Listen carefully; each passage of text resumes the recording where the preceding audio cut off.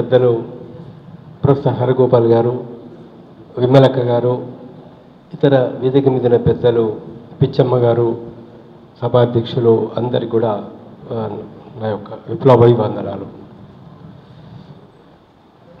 మిత్రులారా, మనం అమరుల యొక్క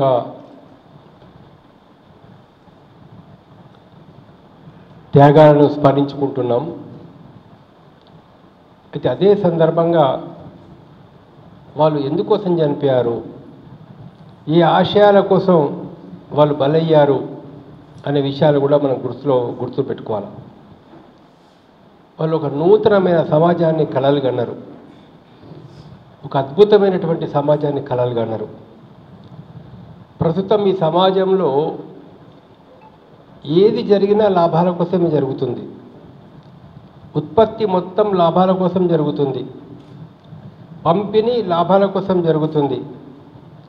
అన్నీ వ్యాపారమయమైపోతాయి. ప్రతి ఒక్కటి కూడా విద్య వ్యాపారం అయిపోయింది, వైద్యం వ్యాపారం అయిపోయింది. ఇవాళ ఎక్స్పర్ట్స్ యొక్క మనకు సర్వీసెస్ కావాలంటే, ఈవెన్ న్యాయవాదుల సర్వీసెస్ కావాలన్నా కూడా అన్నీ అది వ్యాపారమయమైపోయింది.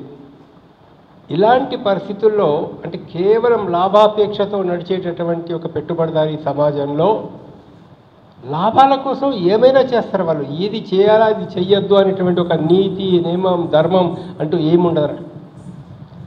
కల్తీ చేస్తారు, నూనెలో కల్తీ, పసుపులో కల్తీ, కారంలో కల్తీ, మందుల్లో కల్తీ, ప్రతి దానిలో కల్తీ చేసేటటువంటి పరిస్థితుల లోపల లాభాలు లాభాలు లాభాలు లాభాల కోసం ఏమి జరుగుతుంది, మరి దేశ భవిష్యత్తు ఎట్లా ఉంటుంది అనే ఆలోచన ఏముండదు.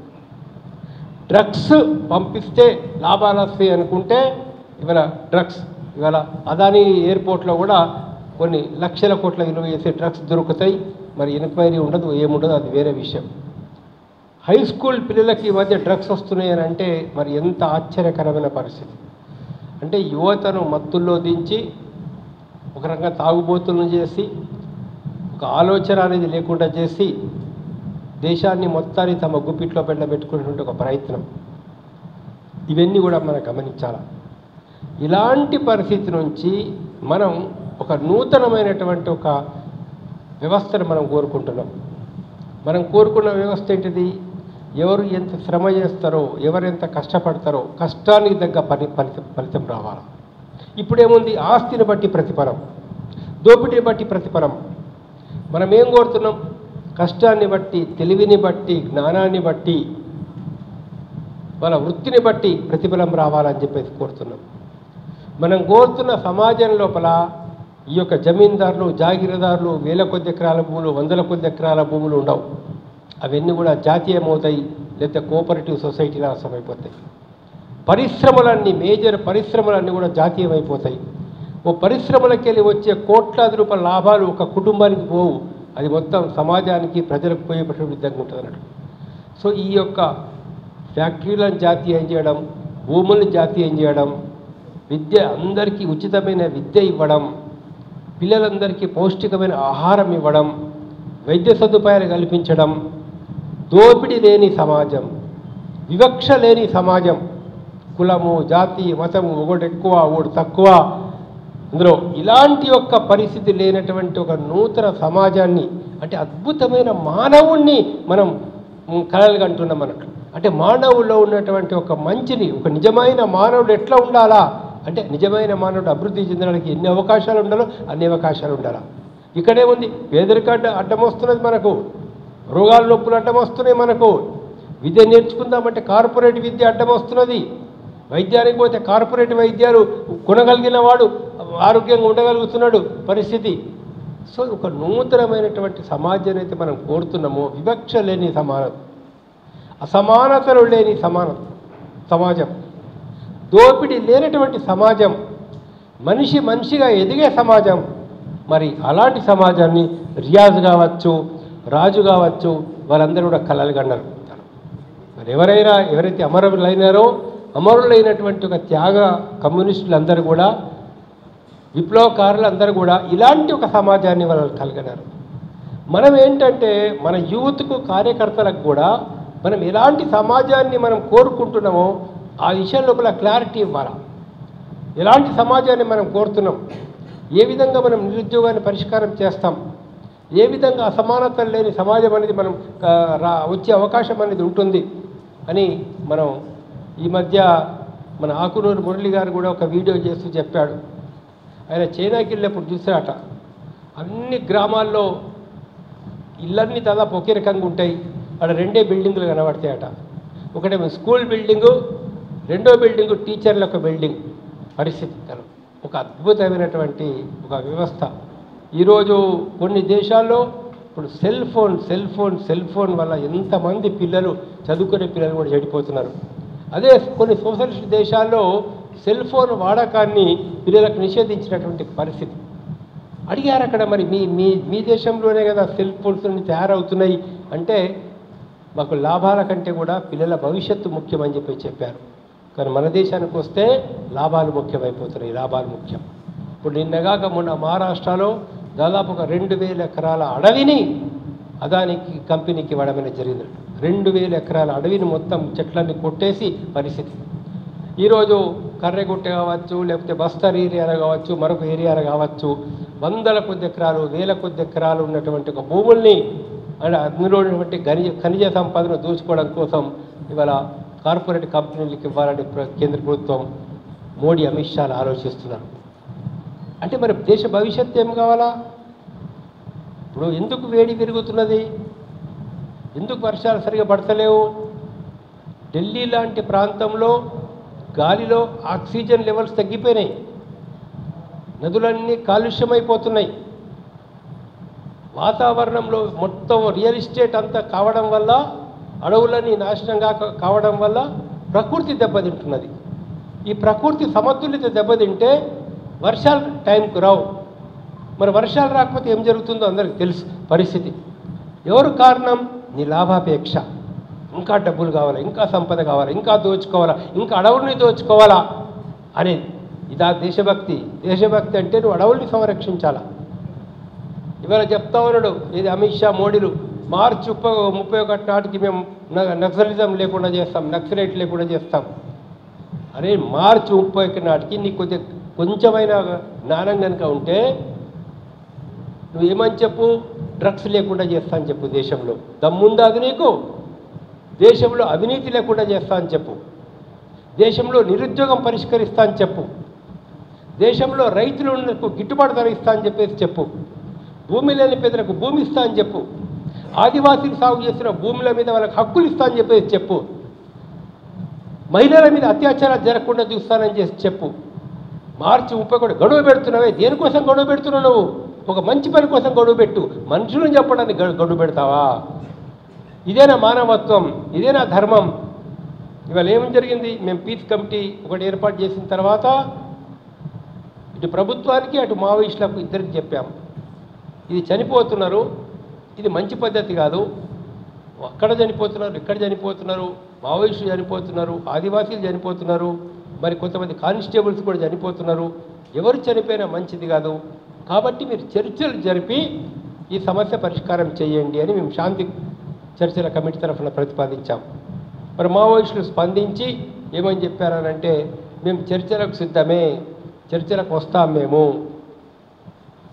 అయితే అనుకూలమైన వాతావరణం కల్పించండి, మాకు చర్చలు చేయడానికి అనుకూలమైన వాతావరణం కల్పించండి. మరి ఇంకోటి ఏమని చెప్పారు?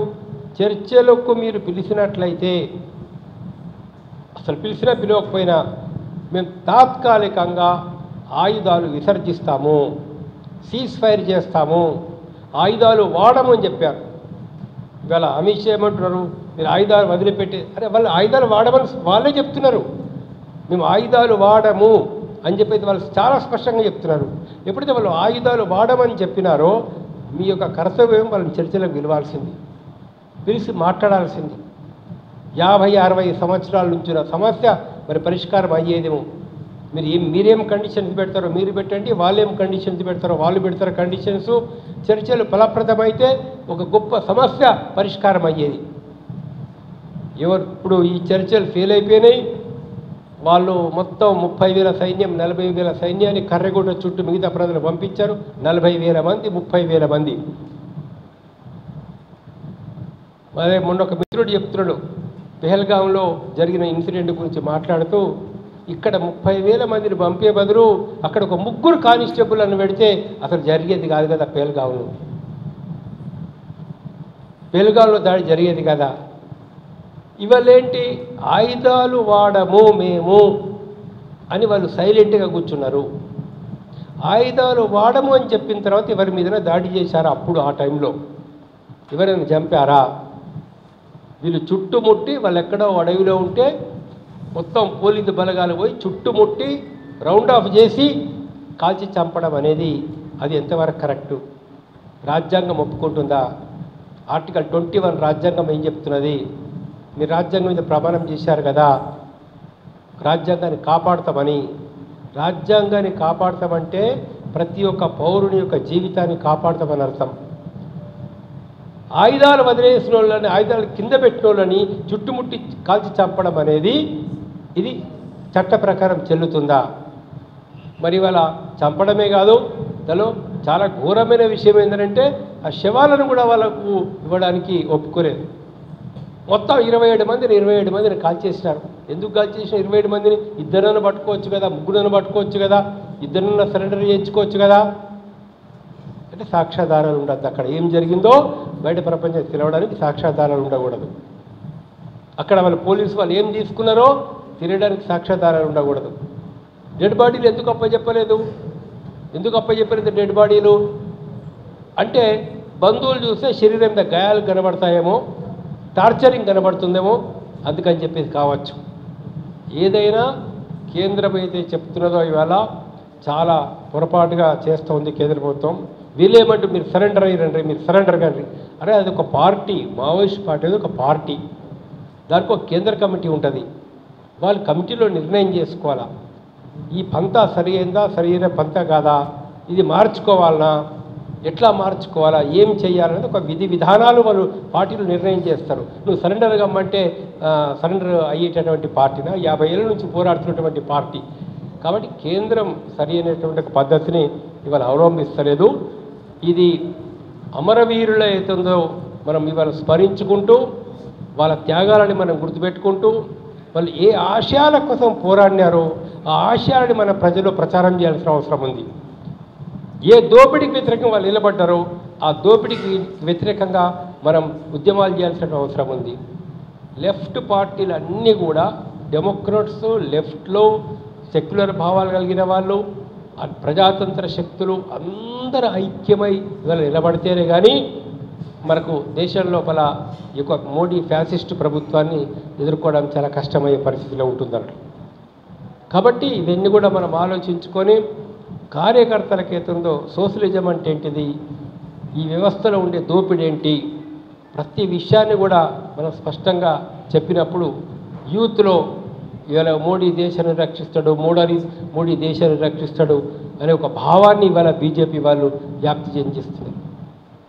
హిందూ మతాన్ని రక్షించే వాళ్ళు మోడీ అనేటువంటి ఒక భావాన్ని తీసుకొచ్చేసి ఈ యొక్క మత ఉద్వేగంలో ఓట్లు వాళ్ళు పొందాలని చెప్పేసి ప్రయత్నం చేస్తున్నారు. కానీ యూపీలోనే వాళ్ళకి నడుస్తలేదు. ఎక్కడ రామ మందిరం కట్టారో అక్కడ పార్లమెంట్ ఎన్నికల్లో బీజేపీ ఓడిపోయింది.